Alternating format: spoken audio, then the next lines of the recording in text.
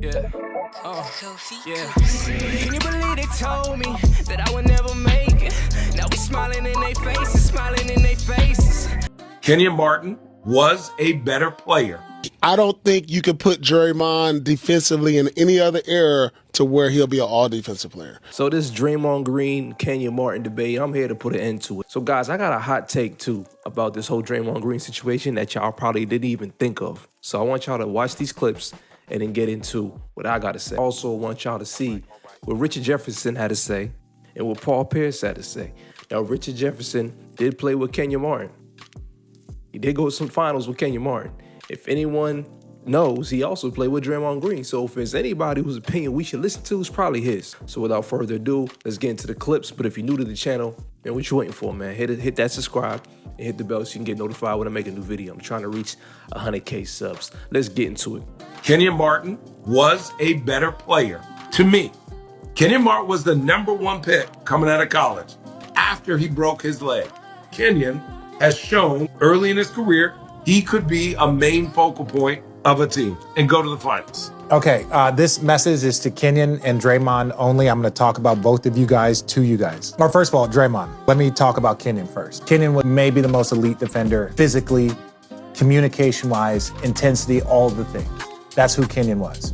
Kenyon showed up. He had a chance at Rookie of the Year, but was coming off a major injury, was still the #1 pick. That's how dominant he was in college. When I got there and I was a defender, Kenyon was so elite defensively. The Nets were picked to finish second to last. Go ahead, now it was 25 years ago. We were picked to finish second to last in our conference. We led the conference start to finish and went to the finals. And that was because, in my opinion, of obviously Jason Kidd was our Steph Curry. Kenyon Martin, guard 1 through 5. We could switch 1 through 4 with Jason Kidd and him. He could guard 1 through 5. And he's skinny. He's a skinny boy. So the same toughness of being undersized and having to go against Alonzos and Tim Duncans and those dudes, Kenyon was very similar to you, Draymond, as an individual that would fight against people. Kenyon Martin was so, both of y'all have been to anger management, and rightfully so. Both of you guys have. And I've played with both of you and you both need it. And it's also both of your guys' superpower, that intensity. So I'm not surprised that two alphas in this space don't get along. I will not disrespect Draymond and all of his accomplishments, but I'm sure is not gonna disrespect Kenyon and his ability. He was a one-time All-Star, but think about it. He has no all-defensive team, I don't believe, but he helmed the #1 defense from my first year and my second year, our 2 NBA Finals years. He helmed the #1 defense. He was the center, he was the 2, he was guarding every position. He was that dude. While he should have, in my opinion, it was maybe his rebounding numbers weren't high enough because you had the Ben Wallaces, you had those Dikembes. How are you not on an all-defensive team in Kenyon's defense? If you're running those 2 top defenses, you should be on the all-defensive team. We went to 2 NBA Finals. We were tied 2-2 with Tim Duncan and the Spurs. Obviously, we lost to Shaq and them. We won 10 straight in the postseason back in 2002. 10 straight in the postseason, Dre. You know how hard that is. That's intensity, that's focus, that's locked in. 10 straight. Then we followed up, so we swept the Knicks next year. So we won 14 straight games versus our conference. That was the defensive intensity that Kenyon held. Obviously, J. Kidd was the dude. He was the all-defensive guy. Kenyon should have been there. Kenyon was elite. And let me show you how elite he is. Kenyon was so elite, we never went to the finals again without him. We never went to another conference final. We went to multiple playoffs, we never went to another conference. On the court, listen to this. Always in the right spot. I think Draymond is the greatest defender of this new era of the type of basketball. Sure. Because of the switching, because he can go all 5 positions. I don't think you can put Draymond defensively in any other era to where he'll be an all-defensive player. But when he has to switch on to Shaq, Alonzo, Dikembe, KG, with that switch, you gonna have to do a show. That's why people show. That's why people trap. Now, when you can switch on non-post presence players now, it's easier to defend. But when you have to switch on the dude, we're gonna go to this every time down on this switch. Every time down, we're going to the Dream Shaq on this switch with him. So say that Draymond Green would have trouble guarding Hall of Fame. All right, so you heard them takes. Both made valid points. The switches, Draymond Green switching off to a Tim Duncan is barbecue chicken. Easily. Tim Duncan was cooking dudes that was defensive player of the year type dudes. that was actually a power forward, and he got cooked. Then you talk about what Richard Jefferson had to say. The team wasn't even successful without Kenyon Martin. The team didn't even get back to the promised land without Kenyon Martin. He was a key piece. Now let's look at Draymond Green, for example, the 2019-2020 season. This is the hot take I was talking about. Let's talk about the 2019-2020 NBA season. Yeah, the same season that Clay and Steph didn't play. You know what the Warriors finished? You know their record? Oh, you don't? It's 15th in the West. 15 games won, 50 losses. Of course, it was a shortened season because of COVID. So you think about that, right? And then you think about the impact of Draymond Green. This man is only impactful when he is surrounded with other talented superstars. His role is no more and no less than a role player. So his role will be replaceable. Steph and Clay and KD, those guys are not. Let's just be frank. Because if he was such an effective player, then why did he even get into the playing game? Why did they shouldn't even sniff the postseason? Now another take that y'all probably did not think about, no clue about. 2015 NBA Finals. Draymond Green didn't get suspended. That was the 2016 NBA Finals. Y'all can check that if y'all want. But riddle me this.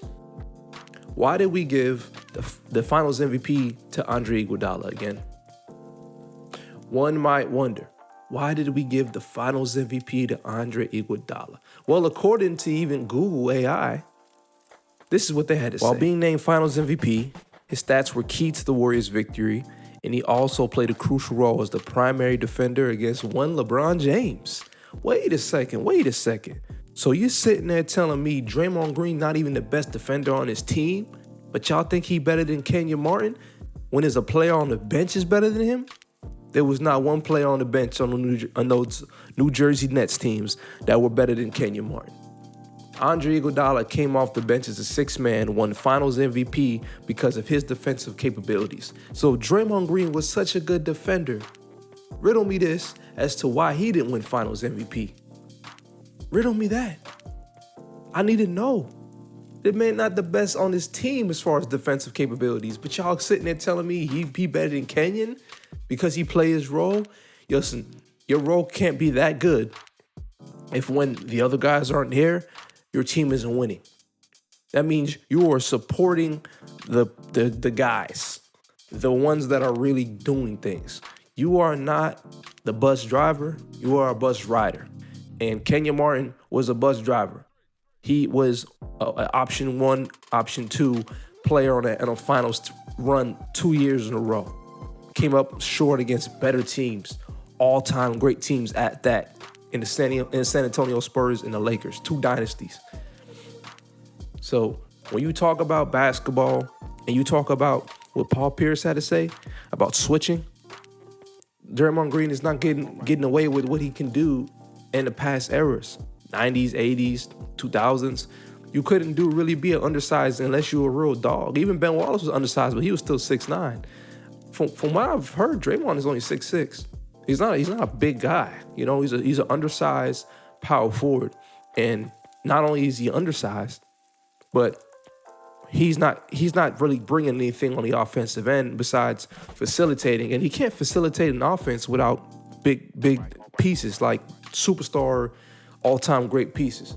So when we talk about this whole back and forth with Draymond and Kenyon Martin, I hope these clips and I hope my take can help you make your decision into realizing this debate is not a debate. It's not real.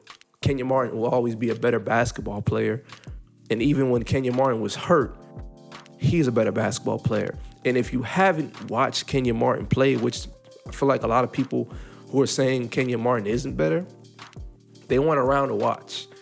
Now, I've literally watched Kobe Bryant be guarded by Kenyon Martin. And Kenyon Martin moved his feet like a damn guard after 2 microfracture surgeries. He was still moving his feet, still jumping out the gym, still playing a defensive role in his game. And he had a nice little mid-range jump shot. He would run the floor. He was athletic. And in his prime, he averaged 20 in the finals. Now, you're going to compare that to Draymond Green? What did Draymond Green do when Clay and Steph went around? They weren't even in the postseason. So I rest my case. Y'all know what it is, man. This is Tyler Rose TV. I hope you enjoyed this video, and I hope you like my take. If you have any questions or concerns, you can leave them down below. in the comment section because I want to hear what you guys got to say about this debate. I think I just put an end to it. I'm going to see y'all in the next one, all right? Peace.